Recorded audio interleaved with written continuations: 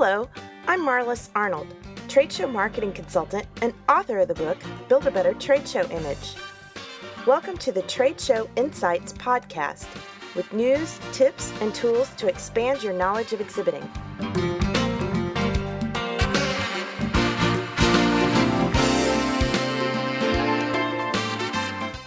Today we're talking about the 3 questions that you need to answer before you go to your next show.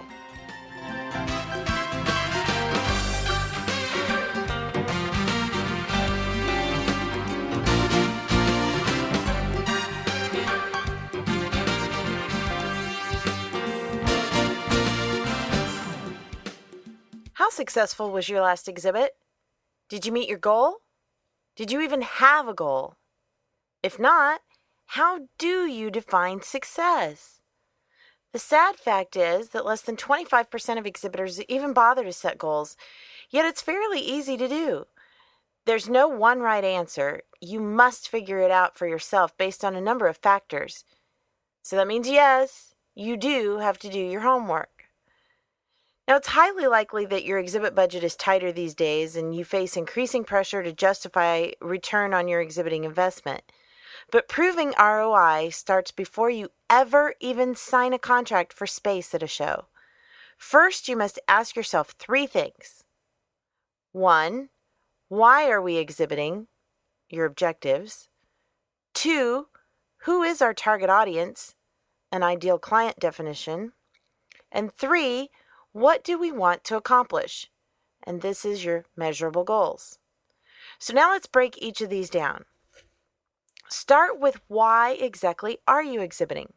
To gain qualified leads, generate on-the-spot sales, launch a new product. Now, each of these is a worthwhile objective, but incomplete by itself.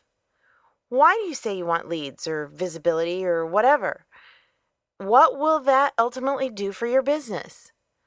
One of the worst reasons to exhibit is simply because your competitors do or you fear your presence will be missed if you're not there.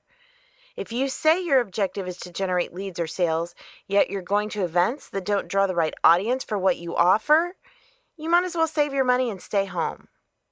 Which leads to the second question. Who is your target audience?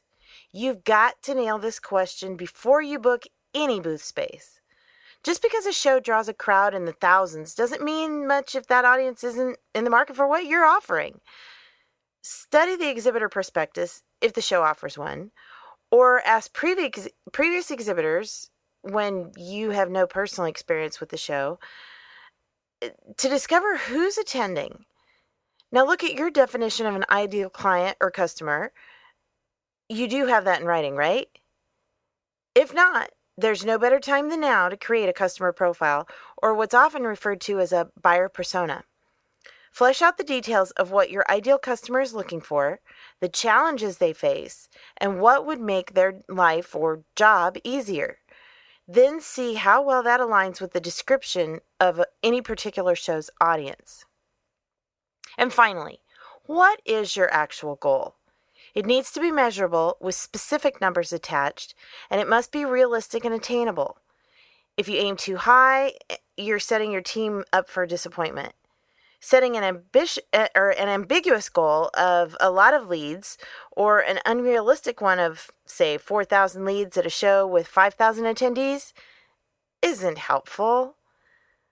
I like to set a range for goals. So I'll set a very realistic low end and a, boy, wouldn't it be nice, high end. And that way, wherever I land in the middle, I can feel like at least some of my goals were achieved. But don't worry if you don't meet all your goals. That isn't a bad thing. You likely came a lot closer than if you never set any goals at all. Now that you have a plan, the most important step is to take action. Hold yourself and your team accountable for implementing these strategies. Yes, it takes work, but with a solid plan, you'll see your trade show goals coming to fruition. When you follow these guidelines after the show, you'll be able to truly celebrate with concrete proof of your success. If you want to learn how to set benchmarks for success and what to measure, it's our featured strategy of the month for this coming month in the Exhibit Marketers Cafe. You'll discover the formula for setting leads goals and tracking ROI, plus how to be a detective on the show floor to gather some competitive intelligence. To learn more, visit exhibitmarketerscafe.com.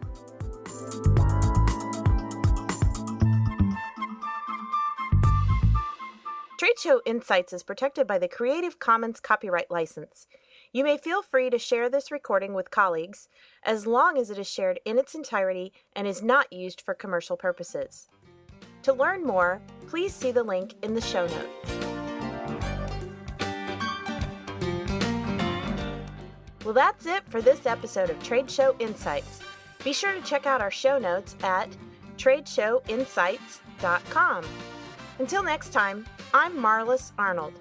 Thanks for listening.